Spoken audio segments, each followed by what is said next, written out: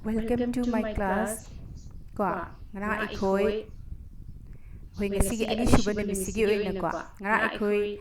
nauria fulo na iba akhoi gi Apokpamapu gi Tungnapham haiba seiring du ikhoi tamkhre natra aini gyan taramane haina khalle adugo amuka henna gyan tana bagi damta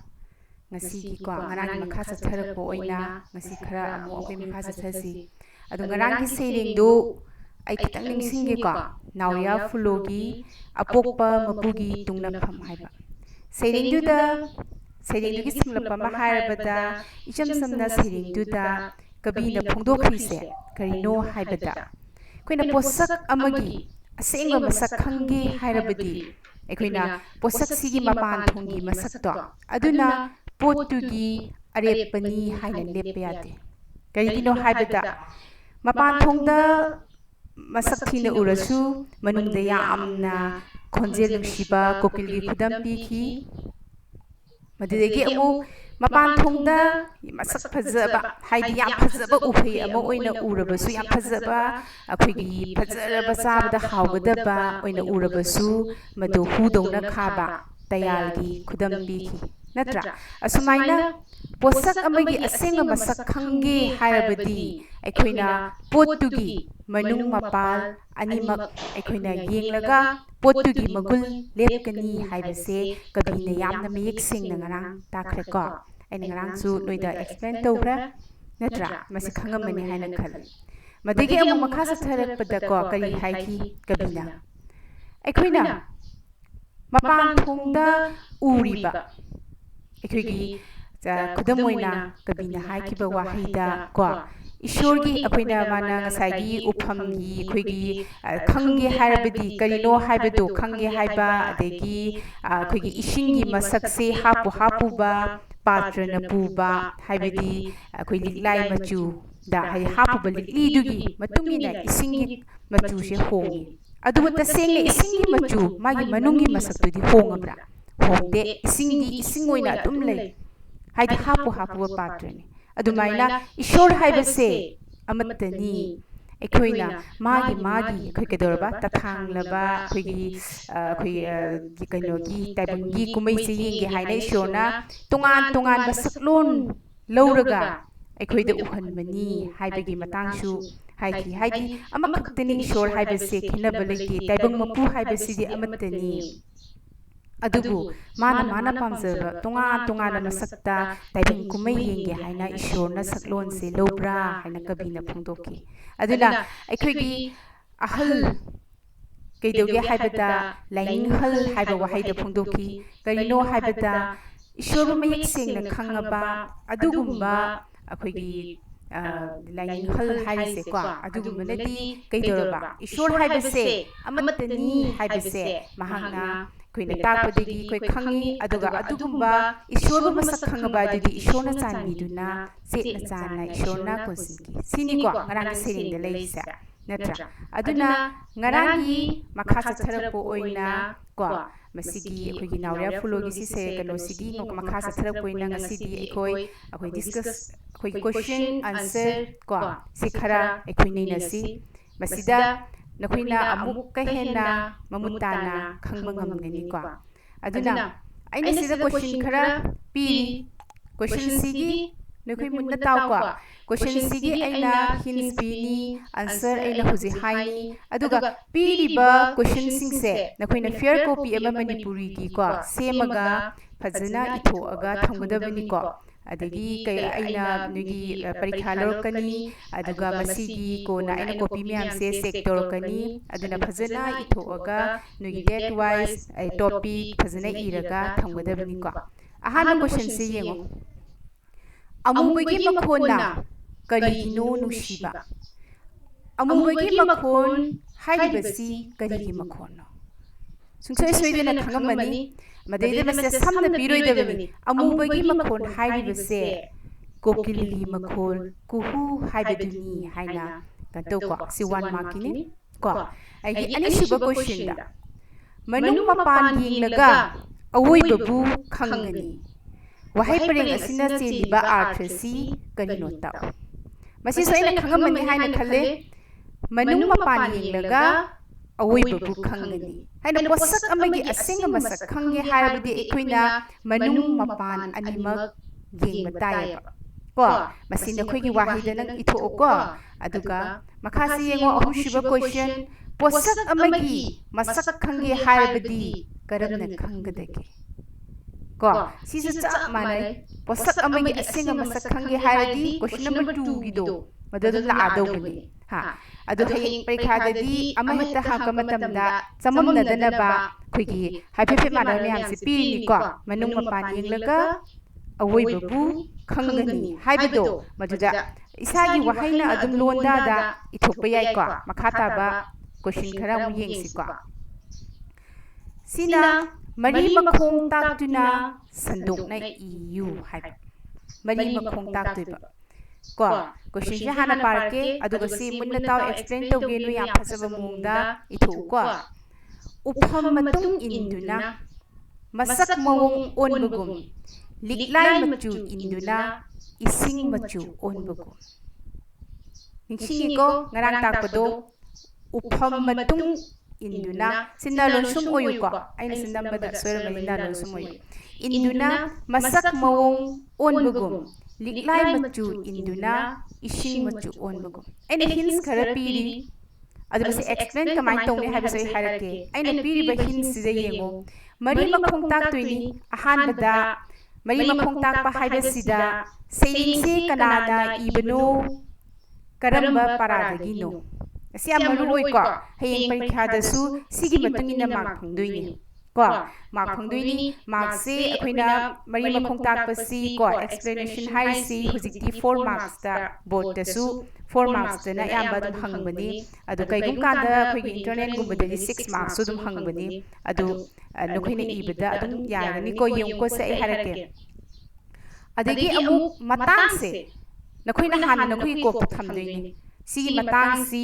kalino kabisina phungdo ise kalino haibase haidi taibang mapugi aina sidat kabisina phungdo ibas aina piri sidi wahai khara ni sina khoina sandok na idoini ko aduga maru oiba nang iribaduda yahon gadabase masigi aina matang haibase ko sini ko khai maru oise taibang mapugi tungan ba saklon phungdok pa matang ne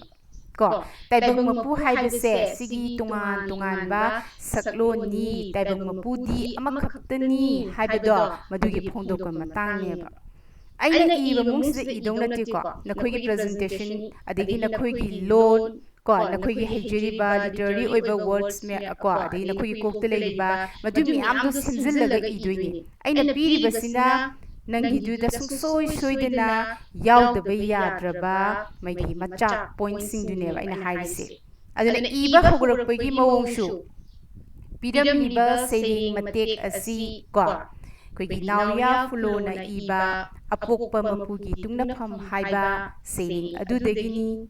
matang asida kavina phongdokminglibasi hairaga aina piriba matang se hapsilo ko adugi makhata rakpada makhada explanation oibagi nangi kanoma igadoini haidi matang sida chakabina upham matung induna masak mawong onbugum masi explain toroktoini ko haidi ekhoina karigumba akhoi blog ama jadi magi uphamdugi magi namakanda karino haibado kaina khangdoine ko adagi liklai machu induna kedore ising machu onbugum haidi tungan ba machu manadaba machu tungan ba likli da hapa matamda isingi machu she tungan ui madum tasengba isingi machu na tungan labra haibadi natte natra hapu ba likli dugi machu duna maram oidana isingi machu she onbani adugumladana ngasai matangdo hapsalaktoini ko taibang mapugi saklon su ko miyoibada mana pamjarubagi matung ina tungan ba saklon phongdokpa song tungan ba saklon phongdoi tungan ba saklon ui nai noi pamjaba noi gi wahai da sizino ko aina haiba wahai simak sizina daba yade haiba leite aduga machak tudi yahun gadaba natra aduna taibangi akhoi gi kumai se ꯇꯊꯥꯡꯂꯕ ꯑꯩꯈꯣꯏꯒꯤ ꯇꯥꯏꯕꯪꯒꯤ ꯇꯌꯥꯡꯗ ꯁꯣꯏꯔꯕ ꯀꯣ ꯁꯤꯒꯨꯝꯕ ꯀꯨꯝꯍꯩꯁꯤ ꯌꯦꯡꯒꯦ ꯍꯥꯏꯗꯅ ꯇꯥꯏꯕꯪ ꯃꯄꯨ ꯃꯍꯥꯛꯅ ꯇꯣꯉꯥꯟ ꯇꯣꯉꯥꯟꯕ ꯁꯛꯂꯣꯟ ꯎꯠꯄꯅꯤ ꯇꯥꯏꯕꯪ ꯃꯄꯨꯗꯤ ꯑꯃꯈꯛꯇꯅꯤ ꯍꯥꯏꯕꯁꯤ ꯇꯥꯁꯤꯜꯂꯛꯀꯗꯕ ꯀꯣ ꯑꯗꯨꯃꯥꯏꯅ ꯑꯝꯇꯪ ꯐꯖꯅ ꯏꯊꯣꯛꯑꯒ ꯊꯝꯃꯨꯀꯣ ꯏꯊꯣꯛꯇꯕꯗꯤ ꯌꯥꯗꯦꯀꯣ ꯏꯊꯣꯛꯑꯒ ꯐꯖꯅ ꯊꯝꯒꯗꯕꯅꯤꯀꯣ ꯑꯗꯨꯒ ꯃꯈꯥꯁꯦ ꯃꯊꯪꯁꯦ ꯑꯃꯨꯛ ꯌꯦꯡꯁꯤꯀꯣ ꯁꯤꯁꯨ ꯍꯧꯖꯤꯛꯀꯤ ꯁꯟꯗꯣꯛꯅ ꯇꯥꯛꯄꯗꯣ ꯑꯗꯨꯒꯤ ꯃꯈꯥ ꯆꯠꯊꯔꯛꯄꯅꯤ ꯀꯣ ꯑꯗꯨꯒ ꯄꯤꯔꯤꯕ ꯑꯩꯈꯣꯏꯅ ꯁꯟꯗꯣꯛꯅ ꯇꯥꯛꯀꯗꯧꯔꯤꯕ ꯁꯤ ꯌꯦꯡꯉꯨꯀꯣ ꯁꯝꯗ ꯂꯩꯔꯦ ꯐꯖꯊꯣꯏꯕ ꯇꯌꯥꯜꯅ ꯍꯨꯒꯤ ꯃꯇꯝ ꯑꯣꯏꯔꯝꯃꯤ ꯉꯥꯛꯈ꯭ꯔꯕ ꯂꯩꯔꯥꯡꯒꯤ ꯃꯅꯨꯡ ꯄꯁꯣꯠ ꯑꯣꯏꯔꯝꯃꯤ ꯁꯤꯗꯁꯨ ꯑꯩ ꯍꯤꯟꯁ ꯄꯤꯔꯤ ꯑꯍꯥꯟꯕꯒꯤ ꯄꯥꯔꯥꯒ ꯑꯏꯕꯒ ꯑꯗꯨꯗꯤ ꯆꯞ ꯃꯥꯟꯅꯔꯦ ꯉꯁꯥꯏꯒꯤ ꯃꯊꯛꯀꯤ ꯀꯣꯛꯇ ꯄꯤꯈꯤꯕꯗꯨꯒ ꯑꯗꯒꯤ ꯄ꯭ꯔꯖꯦꯟꯇꯦꯁꯟꯁꯨ ꯑꯩꯅ ꯍꯥꯏꯈꯤꯕ ꯃꯑꯣꯡꯗꯨꯗ ꯄꯤꯔꯝꯂꯤꯕ ꯁꯩꯔꯦꯡ ꯑꯁꯤ ꯍꯥꯏꯈꯤꯕꯗꯨ ꯆꯞ ꯃꯥꯟꯅꯩ ꯀꯣ ꯑꯗꯨꯃꯥꯏꯅ ꯏꯔꯛꯑꯅꯤ ꯃꯇꯥꯡꯁꯤꯗꯗꯤ ꯃꯥꯅ ꯀꯩ ꯍꯥꯏꯔꯤ ꯄꯣꯠ ꯑꯃꯒꯤ ꯑꯁꯦꯡꯕ ꯃꯁꯛ ꯈꯪꯒꯦ ꯍꯥꯏꯔꯕꯗꯤ ꯃꯅꯨꯡ ꯃꯄꯥꯟ ꯑꯅꯤꯃꯛ ꯌꯦꯡꯒꯅꯤ ꯃꯁꯤꯅꯤ ꯈ꯭ꯋꯥꯏꯗꯒꯤ ꯃꯔꯨ ꯑꯣꯏꯔꯤꯕꯁꯦ ꯃꯇꯥꯡꯁꯦ ꯁꯤꯅꯦꯕ ꯀꯕꯤꯅ ꯐꯣꯡꯗꯣꯛꯏꯁꯦ ꯑꯗꯨꯒ ꯅꯪ ꯑꯃꯨꯛ ꯑꯦꯛꯁꯄ꯭ꯂꯦꯟ ꯇꯧꯔꯝꯗꯣꯏꯅꯤ ꯁꯦꯀꯦꯟ ꯄꯦꯔꯥꯒ꯭ꯔꯥꯐꯇ ꯀꯣ ꯑꯍꯥꯟꯕ ꯀꯩꯅꯣꯗ ꯄꯦꯔꯥꯒ꯭ꯔꯥꯐꯇ ꯁꯤ ꯊꯝꯃꯣ ꯃꯥꯒꯤ ꯃꯁꯛꯇ ꯀꯩꯅꯣꯁꯦ ꯃꯔꯤ ꯃꯈꯣꯡ ꯇꯥꯛꯄꯁꯦ ꯀꯣ ꯑꯗꯨꯒ ꯑꯅꯤꯁꯨꯕ ꯄꯦꯔꯥꯒ꯭ꯔꯥꯐꯇꯅ ꯉꯁꯥꯏꯒꯤ ꯐꯖꯊꯣꯏꯕ ꯇꯌꯥꯜꯅ ꯃꯁꯤ ꯅꯪ ꯑꯦꯛꯁꯄ꯭ꯂꯦꯟ ꯇꯧꯔꯝꯒꯗꯣꯏꯅꯤꯀꯣ ꯍꯨꯒꯤ ꯃꯇꯝ ꯑꯣꯏꯔꯝꯃꯤ ꯀꯩꯅꯣ ꯌꯦꯡꯕꯗꯗꯤ ꯌꯥꯝ ꯐꯖꯕ ꯀꯣ ꯐꯖꯕ ꯍꯥꯎꯒꯗꯧꯕꯒ ꯃꯥꯟꯕ ꯃꯁꯛꯇꯣ ꯌꯦꯡꯕꯗ ꯑꯁꯤꯒꯨꯝꯕ ꯇꯌꯥꯜ ꯍꯥꯏꯔꯤꯕ ꯀꯩꯅꯣꯁꯦ ꯎꯍꯩ ꯃꯍꯩꯁꯦ ꯀꯣ ꯁꯤꯅ ꯀꯩꯗꯧꯔꯕ ꯍꯨꯒꯤ ꯃꯇꯝ ꯑꯣꯏꯔꯝꯃꯦꯕ ꯍꯨꯒꯨꯝꯅ ꯃꯥꯏ ꯃꯒꯨꯜꯗꯤ ꯀꯩꯁꯨ ꯌꯥꯎꯔꯝꯗꯦꯕ ꯍꯨꯒꯨꯝꯕ ꯑꯣꯏꯔꯝꯃꯦꯕ ꯅꯠꯇ꯭ꯔꯥ ꯑꯗꯨꯒ ꯍꯛꯆꯥꯡꯗ ꯃꯥꯡꯒꯗꯕ ꯑꯗꯨꯒꯨꯝꯕ ꯐꯠꯇ꯭ꯔꯕ ꯍꯨꯒꯨꯝꯕꯒꯤ ꯑꯣꯏꯔꯝꯃꯦꯕ ꯌꯦꯡꯕꯗ ꯃꯄꯥꯟꯗꯗꯤ ꯐꯖꯔꯤꯅꯤꯀꯣ ꯑꯗꯒꯤ ꯉꯥꯛꯈ꯭ꯔꯕ ꯂꯩꯔꯥꯡꯒꯤ ꯃꯅꯨꯡ ꯄꯁꯣꯠ ꯑꯣꯏꯔꯝꯃꯤ ꯑꯗꯨꯒ ꯑꯩꯈꯣꯏꯅ ꯑꯉꯥꯡꯕꯅꯤ ꯍꯥꯏꯅ ꯈꯜꯂꯨꯕ ꯂꯩꯒꯤ ꯃꯆꯨꯗꯣ ꯀꯩꯗꯧꯔꯕ ꯃꯅꯨꯡꯗꯗꯤ ꯄꯁꯣꯠ ꯍꯥꯏꯕꯒꯤ ꯑꯥꯔꯊ ꯑꯩ ꯉꯔꯥꯡꯁꯨ ꯍꯥꯏꯈ꯭ꯔꯦꯀꯣ ꯑꯉꯧꯕ ꯀꯣ ꯃꯅꯨꯡꯗꯗꯤ ꯑꯉꯧꯕ ꯑꯣꯏꯔꯝꯃꯤ ꯍꯥꯏꯕ ꯃꯄꯥꯟ ꯊꯣꯡꯗ ꯑꯩꯈꯣꯏꯅ ꯑꯉꯥꯡꯕꯅꯤ ꯈꯜꯂꯨꯕꯗꯣ ꯃꯅꯨꯡꯗꯗꯤ ꯑꯉꯧꯕ ꯃꯆꯨ ꯑꯣꯏꯔꯝꯃꯦꯕ ꯑꯗꯨꯗꯤ ꯀꯩꯅꯣ ꯁꯤꯅ ꯍꯥꯏꯔꯤꯕꯁꯦ ꯑꯗꯨꯅ ꯑꯩꯈꯣꯏꯅ ꯃꯄꯥꯟ ꯊꯣꯡꯗ ꯎꯔꯤꯕ ꯃꯁꯛꯁꯤꯅ ꯑꯁꯦꯡꯕ ꯃꯁꯛ ꯍꯦꯛꯇ ꯂꯦꯞꯄ ꯌꯥꯗꯦꯕ ꯑꯗꯨꯅ ꯄꯣꯠ ꯑꯃꯒꯤ ꯑꯁꯦꯡꯕ ꯃꯁꯛ ꯈꯪꯒꯦ ꯍꯥꯏꯔꯕꯗꯤ ꯑꯩꯈꯣꯏꯅ ꯃꯅꯨꯡ ꯃꯄꯥꯟ ꯑꯅꯤꯃꯛ ꯌꯦꯡꯒꯅꯦꯕꯀꯣ ꯑꯁꯤꯅꯤꯀꯣ ꯑꯗꯨꯒ ꯑꯁꯤꯗ ꯂꯣꯏꯁꯤꯜꯂꯛꯄꯗ ꯅꯪꯒꯤ ꯀꯟꯀ꯭ꯂꯨꯖꯟ ꯅꯪ ꯉꯁꯥꯏꯒꯤ ꯀꯩꯅꯣꯗꯨꯗ ꯁꯟꯗꯣꯛꯅ ꯇꯥꯛꯄꯗꯨꯗ ꯄꯤꯕ ꯌꯥꯏ ꯀꯅꯥꯝꯇ ꯃꯥꯟꯅꯔꯣꯏ ꯏꯔꯛꯄꯒꯤ ꯃꯑꯣꯡ ꯂꯣꯟ ꯀꯅꯥꯝꯇ ꯃꯥꯟꯅꯔꯣꯏ ꯀꯣ ꯅꯪ ꯅꯁꯥ ꯅꯁꯥꯒꯤ ꯍꯩꯖꯕ ꯃꯑꯣꯡꯗ ꯏꯌꯨ ꯂꯣꯟꯗꯣ ꯏꯁꯥꯅ ꯄꯥꯝꯖꯕ ꯃꯑꯣꯡꯗ ꯁꯤꯖꯤꯟꯅꯧ ꯑꯗꯨꯒ ꯉꯁꯥꯏꯒꯤ ꯃꯆꯥꯛꯇꯨꯗꯤ ꯌꯥꯎꯍꯟꯒꯗꯕꯀꯣ ꯑꯗꯒꯤ ꯑꯥꯔꯊ ꯄꯤꯔꯝꯕ ꯌꯥꯏ ꯋꯥꯍꯩꯒꯤ ꯋꯥꯍꯟꯊꯣꯛ ꯄꯤꯔꯝꯕ ꯌꯥꯏ ꯁꯝꯅ ꯍꯥꯏꯔꯕꯗꯤ ꯌꯦꯡꯉꯨꯁꯦ ꯁꯤꯗ ꯇꯌꯥꯜ ꯍꯥꯏꯔꯦ ꯀꯩꯅꯣ ꯁꯤ ꯄꯤꯔꯝꯕ ꯌꯥꯏ ꯈꯪꯉꯕ ꯋꯥꯐꯝꯅꯤ ꯄꯁꯣꯠ ꯍꯥꯏꯔꯦ ꯑꯩꯅ ꯍꯥꯏꯈ꯭ꯔꯦ ꯑꯉꯧꯕ ꯅꯠꯇ꯭ꯔꯥ ꯑꯗꯨꯃꯥꯏꯅ ꯋꯥꯍꯩ ꯉꯁꯥꯏꯒꯤ ꯁꯟꯗꯣꯛꯅ ꯇꯥꯛꯅꯅꯕ ꯄꯤꯔꯤꯕ ꯑꯩꯈꯣꯏꯒꯤ ꯋꯥꯍꯩ ꯄꯔꯦꯡ ꯈꯔꯁꯤꯗ ꯑꯥꯔꯊ ꯑꯇꯣꯞꯄ ꯑꯃ ꯆꯦꯟꯕ ꯑꯗꯨꯒꯨꯝꯕ ꯋꯥꯍꯩ ꯌꯥꯎꯔꯝꯃꯗꯤ ꯅꯪꯅ ꯋꯥꯍꯩꯒꯤ ꯑꯥꯔꯊ ꯄꯤꯔꯝꯕꯗꯣ ꯑꯗꯨꯁꯨ ꯅꯣꯏꯒꯤ ꯃꯥꯔꯛꯁꯇ ꯍꯦꯟꯅ ꯀꯩꯅꯣ ꯇꯧꯅꯤ ꯐꯪꯒꯅꯤ ꯍꯦꯟꯅ ꯐꯒꯅꯤꯀꯣ ꯑꯗꯨꯃꯥꯏꯅ ꯇꯧꯔꯝꯕ ꯌꯥꯏ ꯑꯁꯤ ꯐꯖꯅ ꯅꯣꯏꯒꯤ ꯀꯣꯄꯤ ꯑꯃꯗ ꯀꯣ ꯃꯅꯤꯄꯨꯔꯤꯒꯤ ꯇꯣꯉꯥꯟꯅ ꯁꯦꯝꯃꯒ ꯏꯊꯣꯛꯑꯒ ꯊꯝꯃꯗꯧꯅꯤꯀꯣ ꯑꯗꯨꯒ ꯁꯨꯡꯁꯣꯏ ꯁꯣꯏꯗꯅ ꯑꯩ ꯏꯃꯦꯜꯒꯤ ꯊ꯭ꯔꯨꯗ ꯈꯪꯗꯦ ꯑꯃ ꯈꯪꯗꯦ ꯅꯣꯏꯒꯤ ꯏꯃꯦꯜ ꯑꯥꯏꯗꯤ ꯂꯣꯏꯅꯃꯛ ꯁꯦꯝꯃꯒ ꯀꯩꯅꯣ ꯇꯧꯔꯒ ꯖꯦꯅꯦꯔꯦꯠ ꯇꯧꯔꯒ ꯊꯝꯃꯨ ꯑꯩ ꯃꯇꯝ ꯑꯃꯗ ꯍꯦꯛꯇ ꯅꯈꯣꯏꯗ ꯑꯩ ꯀꯩꯅꯣ ꯇꯧꯔꯛꯀꯗꯣꯏꯅꯤ ꯄꯔꯤꯈꯥ ꯂꯧꯔꯛꯈꯤꯗꯣꯏꯅꯤꯀꯣ